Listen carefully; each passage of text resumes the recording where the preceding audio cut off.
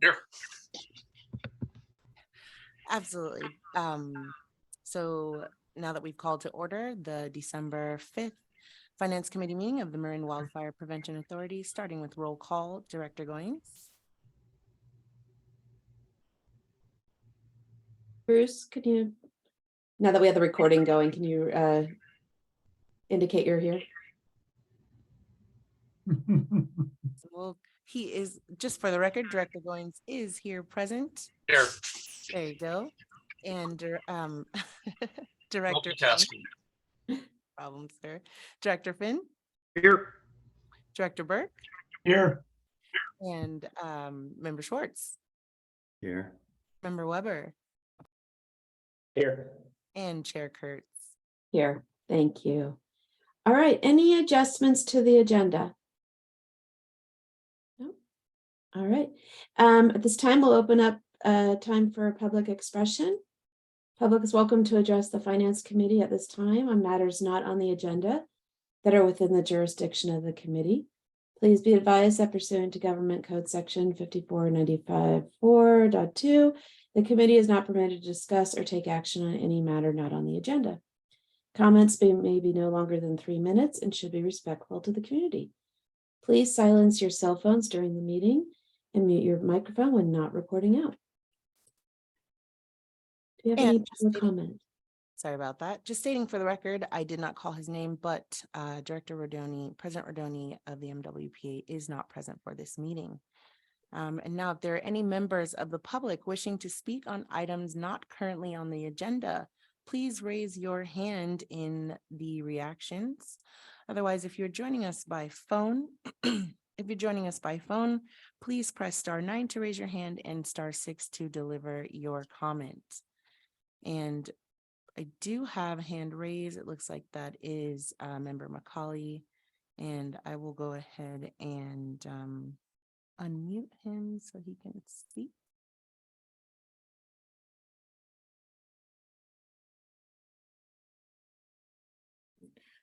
Hi, John Macaulay. I just want to announce that I'm present for the meeting as a representative of the Citizen Oversight Committee. That's it. Thanks. Thank you so much. Thanks, John. All right, moving on. There's no other comments. Consent calendar. We have one item, which are the minutes from the October 11th meeting.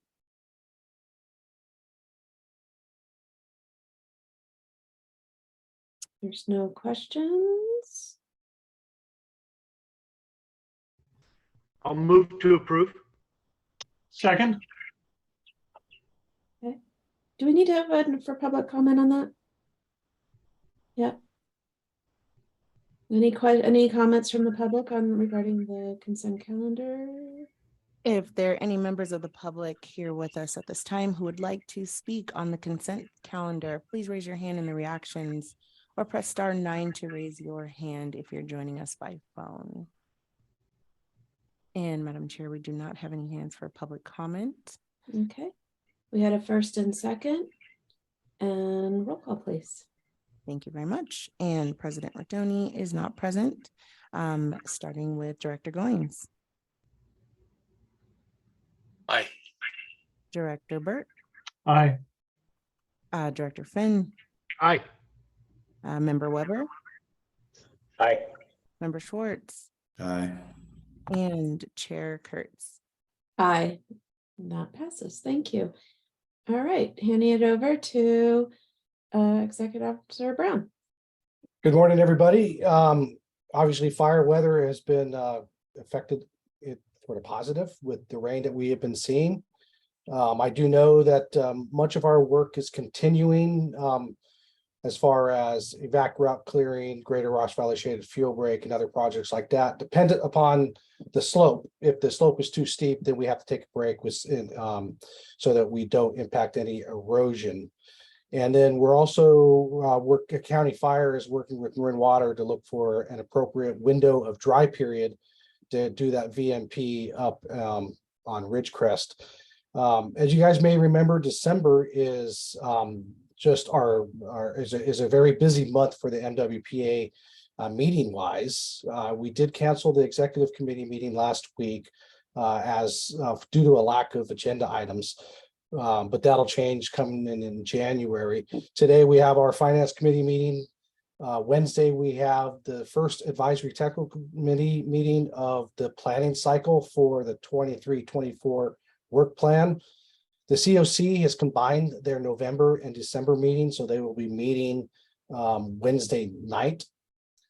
And so we get 3 of our Brown Act meetings done in this week. And then next week, we have the operations committee meetings, their first meeting for the spin up of the work plan for 23-24, and our board meeting on the 15th next week. So that'll wrap up our 5 meetings for the month and give us a good head start into our planning cycle for the 23-24. If you may remember, or as you may remember, both the advisory technical committee and the ops committee asked for a little earlier start to the planning cycle, which we're meeting that request this year. With that, I'll take any questions. Any questions? Gotta love Monday morning meetings. Okay. All right. Thank you for the update. Yeah, I think there's a lot of groups are doing a big push right now before the year end. So, okay, moving on to action items and the MWPA draft financial policies. This falls under sort of the category of housekeeping, but really, really important housekeeping. And where we've been operating for 2+ years, it's, this is really an important step to have these policies updated and in place. Even though we've been continuing doing the work, this is really helpful to have this as part of our commitment to the community of what we're doing and to be very transparent in what our processes are. So Mark, I think you're going to kick this off. I am. And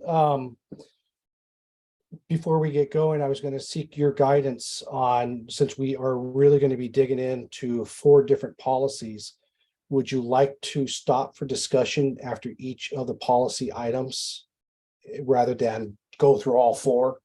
Yes, I think that would be really helpful. Yeah, that's what I thought. And you also noticed in the staff report that I mentioned the insurance policy, and that's one of our most important policies. But when we started opening that policy up, it became much more complicated than we had originally anticipated. And we wanted to make sure that we got it right. So we have not brought that forward now so that we can continue to work on it and bring you the best policy forward. However, in lieu of that, we still have professional service agreement standards that we have in place that have built-in insurance policies or requirements that your board has already approved. For the majority of our contractors, we're requiring $2 million worth of insurance, errors and omission insurance. So we feel that we're protected for the folks that are working for us now, but we just wanted to make sure that we brought the most thorough policy to your committee before, and so we wanted to get it right first. Great. Mark, can I suggest that you define what this insurance policy is? It just sort of qualify which type of insurance, because we talk about insurance a lot. We talk about homeowner insurance, we talk about worker comp insurance. I mean, what type of insurance are we talking about here? This insurance policy will cover the insurance required for folks that are contracting for the MWPA. It'll also cover the insurance that the MWPA should carry, such as errors and omission insurance, or our board members insurance, workers comp insurance, any vehicle, personal vehicle insurance that employees should or should not carry while doing business for the MWPA. So it'll be both inward facing for insurance requirements for folks that are contractors that are working for the MWPA, but also outwardly facing as far as what insurance the MWPA itself should carry. So Mark, a question on the insurance again, then. We all come from respective jurisdictions, each of whom have, their own insurance. And I'm just from a legal perspective, does my insurance in Nevada carry over? I was, my board elected me to be in this position. I'm just kind of wondering if you can provide some perspective on the relationship between our respective insurance from our member agencies and MWPA. I'm not looking for an answer right now, but just some clarification when you address it. Yes, we'll do. All right. So, All right, well, moving on, as you may remember, we had, with the finance committee, had decided that there were several policies that we wanted to amend or work on already, but we also had recommendations from the COC on what policies that we should work on. They pretty much aligned, although as you can see from the table on page 2 of the staff report, or starting on page 2, the COC recommendation of 1A is going to be covered under budget preparation or policy 1212. As I mentioned, our insurance policy is to be determined. Grant application and approval policy is going to be 1211. And again, budget preparation process 1212. And then we rolled in the compensation of elected officials into policy 1205, which is internal controls and whistleblower. And then establish a schedule and clarify unspent funds of rollover processes in the fund disbursement policy, which is recommendation 1D and 1E. We did put that into the fund disbursement policy of 1203. And then draft a policy regarding funding versus implementation roles of the MWPA and requirements for the MWPA funded positions and projects. And we put that into the budget preparation policy 1212. And then following the financial audit, we recommend that we amend policy 1205, which is our internal control and whistleblower policy, to create greater separation of duties between myself, Martina, Elisa Schiffman, who is our treasurer, and Lauren Wolf, who's our accounting technician. And so we were able to outline those steps that created separation between the levels of approval as recommended. So I'm ready to kick off into the policy 1203, which is the fund disbursement, if you like. Sure.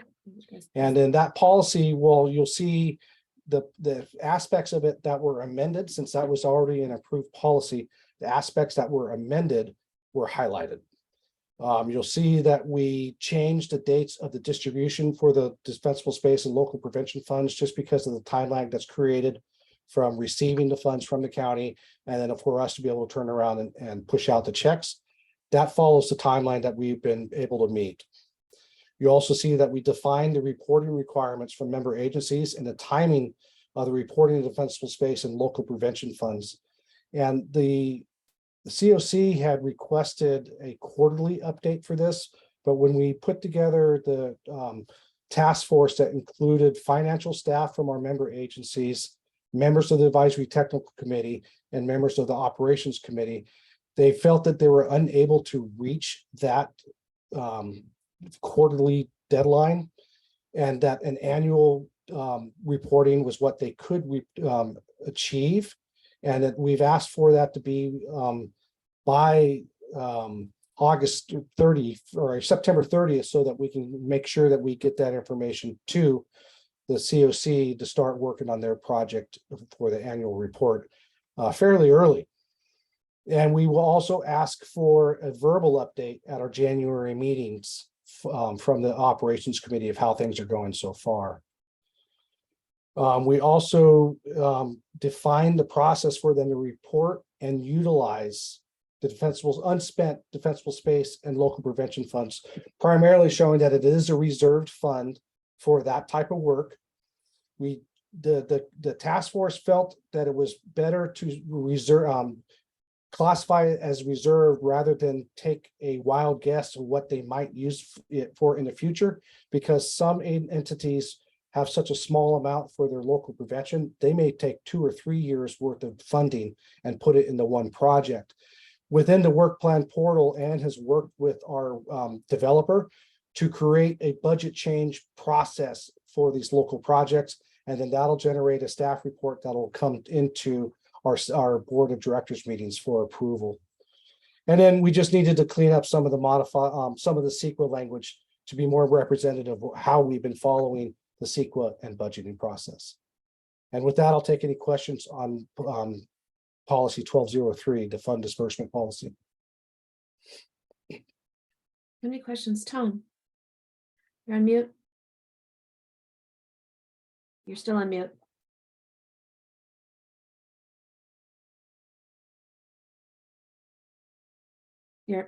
No, Looks like you're still on. Am I good now? now you're good. Okay, sorry. Chief, under both the DSP and the LSP, the January disbursement of funds looks like it occurs irrespective of whether the member agencies have filed their expense reports by September 30. Does that mean there are no consequences to a late filed or unfiled expense report for disbursement? Or does that effectively mean that you have between September 30 and January as sort of a grace period in which to get in your expense report if you didn't make it by September 30? You know what, I would agree with you that there's really no control built into that. So that definitely is something that we can put into there, that expense reports need to be received in order to for this disbursement to happen. Yeah, Tom, this is Elisa. I like that idea. Yeah, good point. I'm not sure how harsh it should be. It's just that we want to incentivize the member agencies to get them in by September 30. I don't know that we want to condition the disbursement of their January tranche to them. And I understand this is burdensome to submit those expense reports, but we'd sure like to make sure that we don't have anybody who's failed to submit an expense report receiving large disbursements of funds. And the good news is that our member agencies now have 2 years of reporting, and they're getting into the flow, and they have the format now, so it is getting easier for them. But I do think a level of accountability is appropriate, and would definitely appreciate any feedback from you folks for language to put into the policy. I just suggest that there be a grace period, officially or unofficially, between September 30 and January, in which you can submit a report if you didn't make the deadline. Just a qualification then, maybe to say the January disbursements contingent on completion of the expenses being completed, Yep. Submission of the expenses by no later than something date. Alyssa, does that give enough guidance in terms of how that would be updated? That's perfect. I think it's a great idea. Yeah. Okay. Any other comments on this one?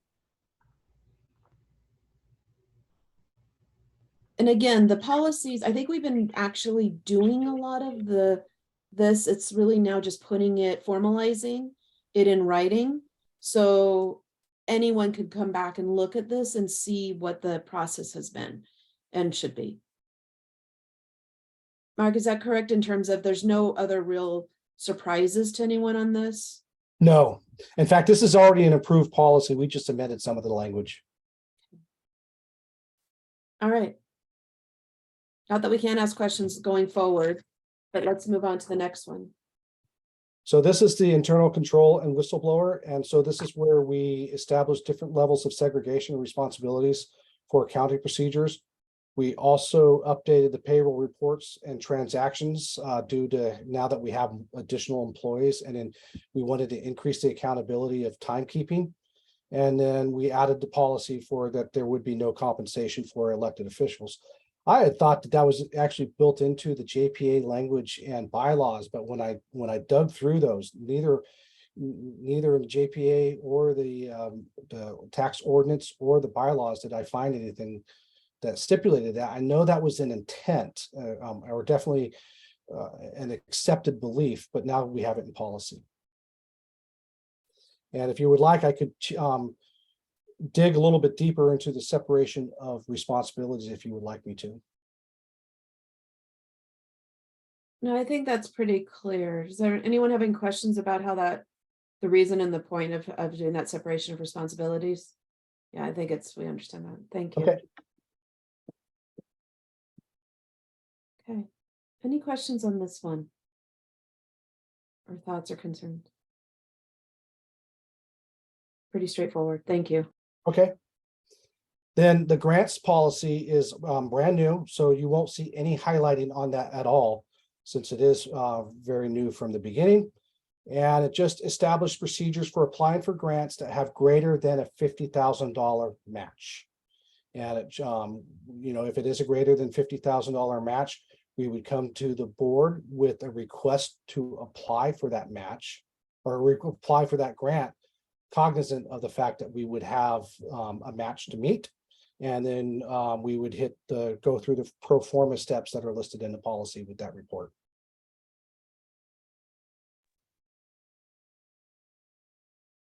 I think that makes sense. I'm wondering, sort of for all the policies, what would be our schedule to go back and review and update policies? I think every 2 years policy, actually, for some of these, we may find we want to update once a year as we grow. But I think for many of the policies, and I would think the budget policy, or excuse me, the grants policy, and every 2-year type schedule would be appropriate. I think that's fair. Maybe we just make sure we put that in, unless I missed it, with the anticipation that, because that 50,000 might need to be changed, when we look at it, and, going forward, it might need to be a larger amount. Okay. And we can actually look at all of our policies and put a recommended review period on all of them. Yeah, might be helpful to have that. Yeah, and we could start with 2 years, and then just because it says 2 years doesn't mean you can't do it more frequently than that. Right. And if there's no change needed, there's no change needed. It should be a quick review. Correct. Okay. Any thoughts on the policy around grants? Bruce? Yeah, this generally looks good. My one question is taking the pro forma to the board of directors directly. I just think from a protocol perspective, we've agreed that it's most efficient to bring initial business to the executive committee for review, just kind of get it in the chute. And then I think subsequently something that, if it goes to the board, that's fine. But I think I would recommend that we consider a tiered process, Mark, or committee for consideration. Thanks.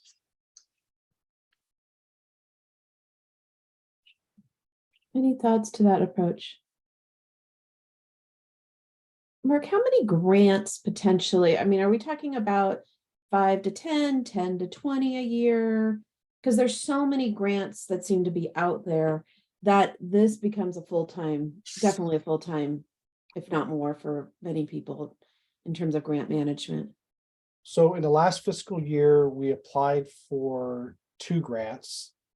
This year, we have already applied for 1. We're preparing to apply for a second one, and that would be for the Nevada shaded fuel break.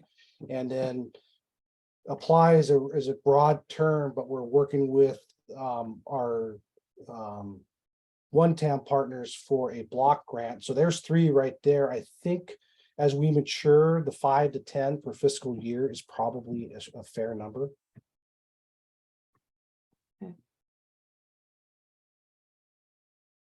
I mean, it's sort of an outside the policy conversation, but grants in themselves can be very, very time consuming. It is a workload for sure.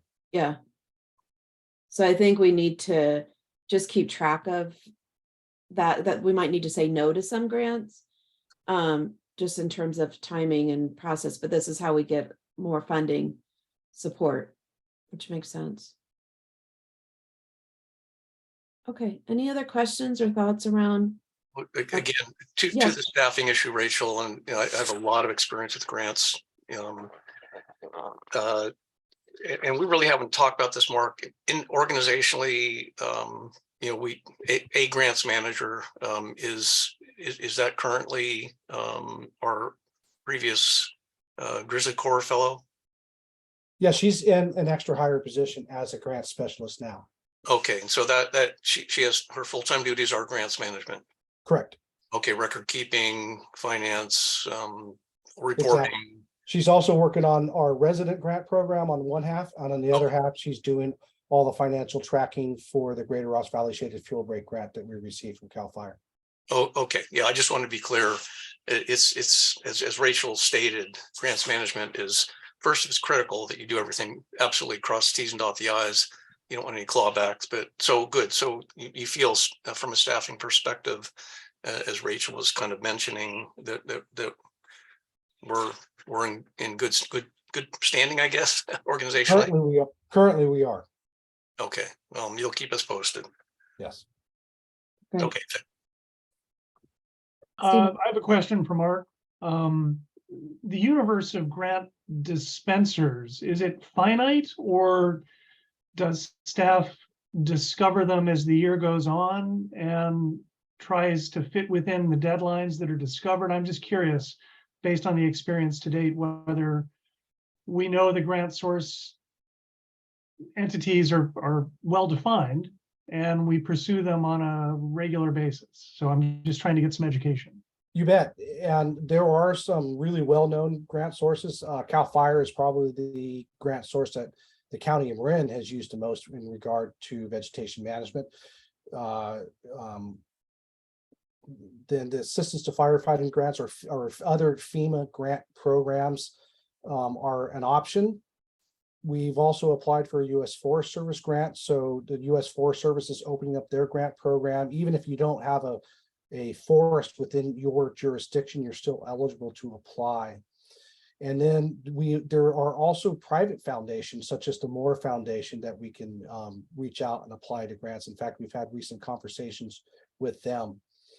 One of the things that Maria has been doing as our grant specialist is going out and researching numerous different grant lines. And one of the grants I didn't mention is, or funding agencies, is the Coastal Conservancy in connection with the Department of Conservation. And we've been well involved with them to expand our grant outreach. Great, thank you.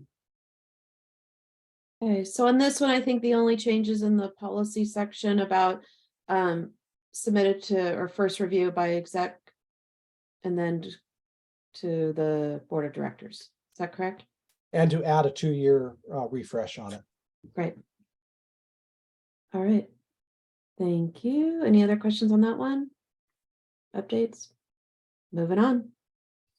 All right, policy 1212, and that is, again, a new policy, so you won't see any highlighting on that.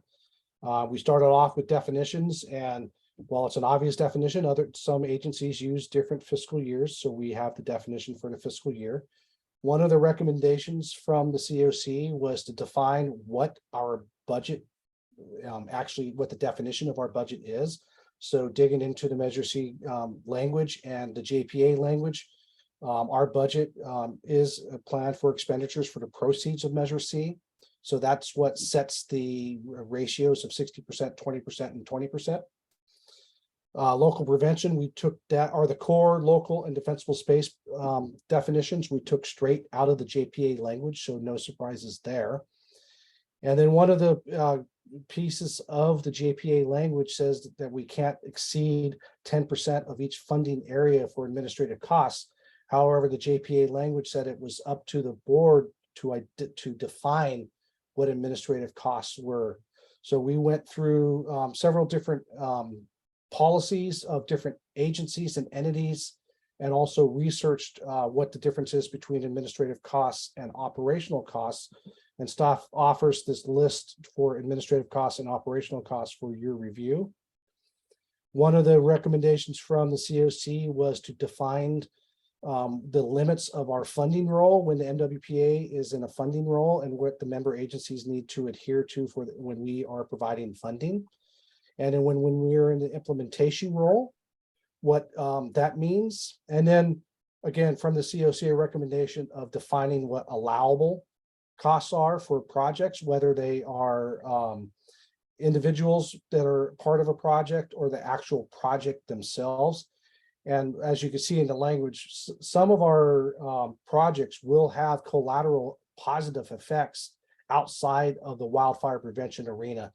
And it's really hard sometimes to define the percentage of benefit of wildfire versus the benefit of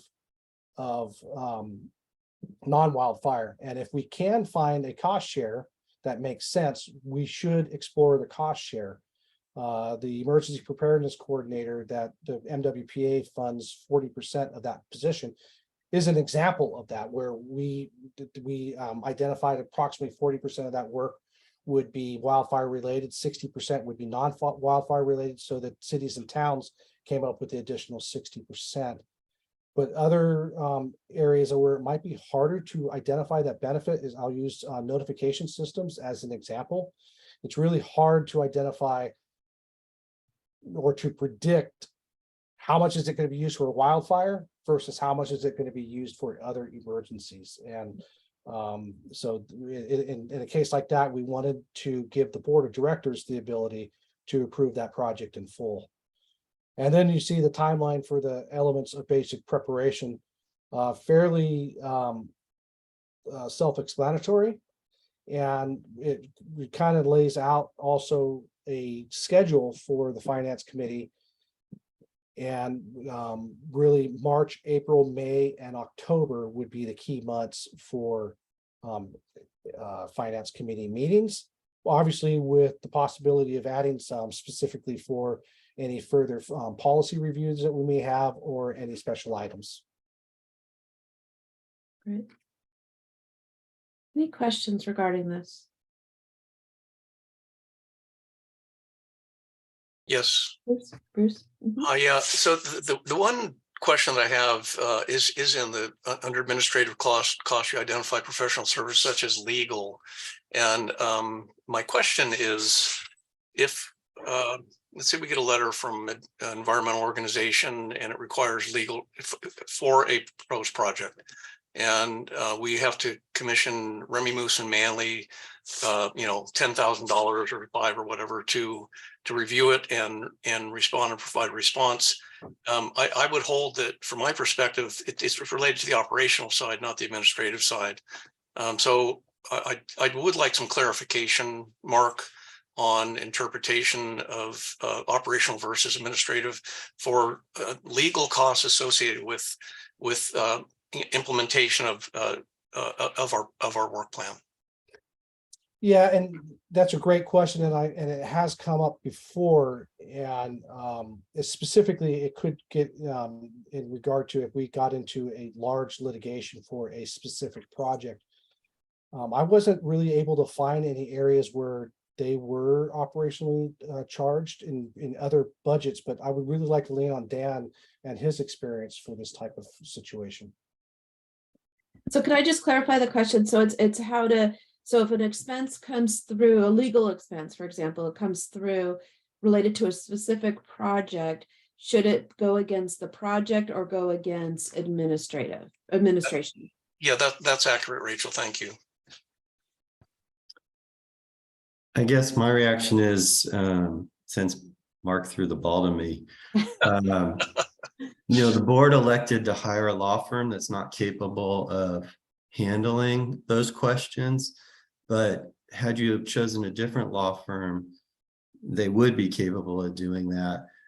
If it was my city, we would still just charge it to legal budget, because even though it's related to the work plan, it's still the operation of the agency. That's my sort of off the top of my head reaction. Stephen? So I have a question for the group. Since the budget is such a fundamental part of the operation of the agency, I sort of treated this as a first reading of this sort of new policy description. And I'm wondering if there's merit to having the Citizens Oversight Committee take a look at it. All the other policies were generated sort of or amended in response to COC oversight and recommendations, I think. Being new here, I'm still learning. So I'm just wondering, something as fundamental as the budget and the amount of detail that's in it, does it merit a second reading, if you will, and should be brought back to us at a subsequent finance committee meeting for a vote? Good idea. Good question. Good point, Bruce. Did you have a question on that? or comment to that? Yes, and we do get one reading here at the Finance Committee, and then we bring it to the board for approval. So I have been viewing that, and if you're not comfortable with this, then please let me know, but I've been viewing that as the second reading. Okay. I mean, based on my reading of it, it seems to have everything we need, but I'm not a budget expert in terms of agencies like this, so it's hard for me to render a final judgment, which is why I asked the question.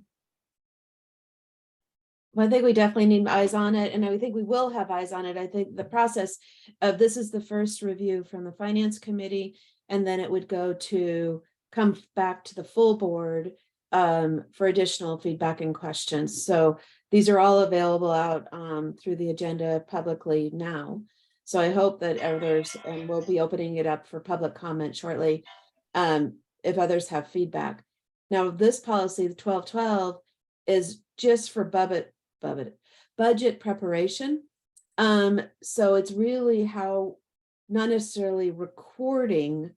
I do appreciate Dan's perspective of keeping it's not really from the cost of the project necessarily, and keeping all of our legal, directing it from that perspective. But I don't know how we've done it currently. If we are charging projects legal, because we've had to bring legal in different cases. If those expenses were assigned to the project. So did we already have a precedent that we've assigned legal expenses to a project, or were they all assigned to administrative? So as to date, all of our legal costs have been assigned to administrative. We do have 3 firms on retainer, Epstein and Holtzapfel, Ramey Moose Manley, and Burke and Sorensen for our labor issues. And so we have pre-identified budget thresholds for each of those based on estimates of their workload and based on previous year's workload. And any expensive litigation would blow through our budgeted amount for Ramey Moose Manley if it was extensive. And we do have our $3 million restricted reserve fund that we would be able to tap into for extended litigation. That was one of the reasons why we created that. And that would be a way to separate it from the administrative budget, because I don't think the taxpayers intended for expensive litigation to go against that or the 10% per budget area. Yeah. Yeah, I appreciate that. I feel comfortable putting the legal to administrative, and we just need to keep an eye on that. As you said, we'll be watching that carefully. If we incur a large legal expense against a specific project, then it's not really representative of that project necessarily. It's probably representative of something else. And I think we could document the expense for that litigation as to not go against the stipulation of 10% towards administration. Also, the question of the apportionment to each member agency, you could blow a budget real quick. But I don't see any of that in print, so we may need some further clarification on those issues eventually. And I'm not sure if it falls under this policy or if that Bruce might fall under a different policy. Because this is budget preparation. Yeah, I'm actually not. I'm not coining the question quite. These are thoughts off the top of my head that I think that we will probably need to look at further policy development around, litigation, legal, relationship to administrative, operational, and member apportionment. Okay. For reporting purposes, unexpected or expected litigation is usually characterized as extraordinary non-recurring. Wow.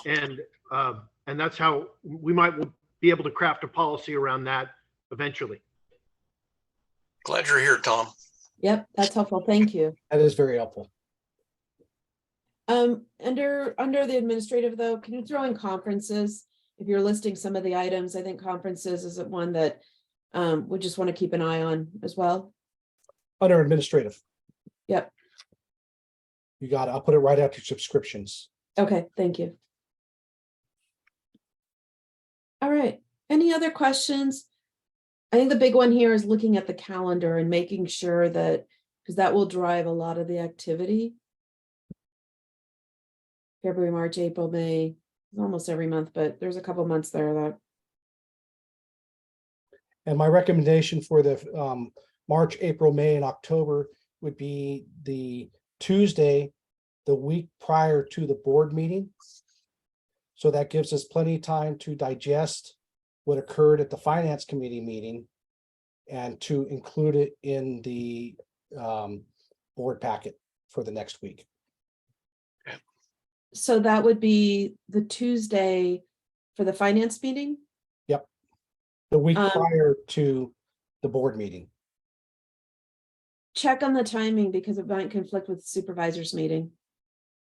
Tuesdays are supervisors meetings. You're right. So I'll find one between Monday or Wednesday that will work for that. Okay, But I would rather have it early in the week rather than late in the week. yes, I agree. Agree. Okay. Did we cover them all? We did. Wow, okay. All right, let's open it up to public comment. If there's public comment on these, any one of them or all of them, we'll go ahead, Martina. If there are any members of the public wishing to speak regarding any or all of the financial policies presented, please raise your hand in the reactions or press *9 to raise your hand if you're joining us by phone, and *6 if you are to speak after raising your hand. And Madam Chair, it does look like we have a comment from a member of our Citizens Oversight Committee. I'll go ahead and allow her to speak. Member Suggs, if you'd like to go ahead and unmute yourself, you should be able to deliver your comment. And can you hear me? Perfect. Comment from the discussion around whether to run this by the COC. The COC had input to questions about in their recommendations to the board. And those were mentioned in when Mark was discussing why things were written a certain way or not. So I would like to suggest that running this by the COC before you all, before the board approves it would be a good addition to the process. Good. And I'm not sure that I heard that you're thinking about doing that. Well, I'm unclear about whether you're going to have time in this to do that, whether there'll be a COC meeting in there to be able to do that. So if you could look at that, that'd be great. That was my comment. Thank you. So just to confirm, so is the COC requesting a special meeting just for financial policy reviews? Or is it the posting and having this out there available for anyone to provide feedback and comment sufficient? I think being able to post it and have time to do that should work. The COC is having a meeting this week. We haven't, which would be too late for us to post it to discuss. And I'm not sure about the timing of the January meeting. It would be the third week in January that we'd be having our meeting. So Mark, maybe if you could look at all of that and just see when would this be posted and discussed. Well, and one of the concerns I have, and I've mentioned this with the COC before, and is that fine line between advisory and oversight. And we really need to make sure that the COC stays in an oversight role to maintain their accountability, not their accountability, their ability to hold us accountable. If they are involved in policy development, and providing opinion prior to an adoption of a policy, then now they've stepped into an advisory role.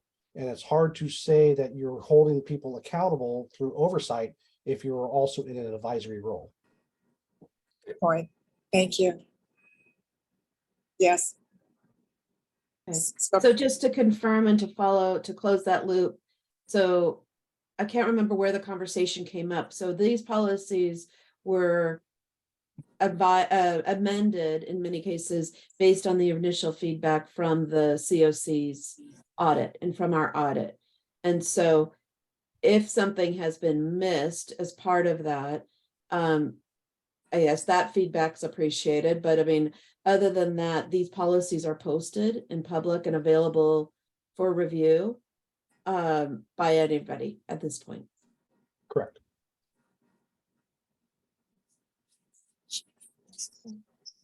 Any other questions from the public or from the board?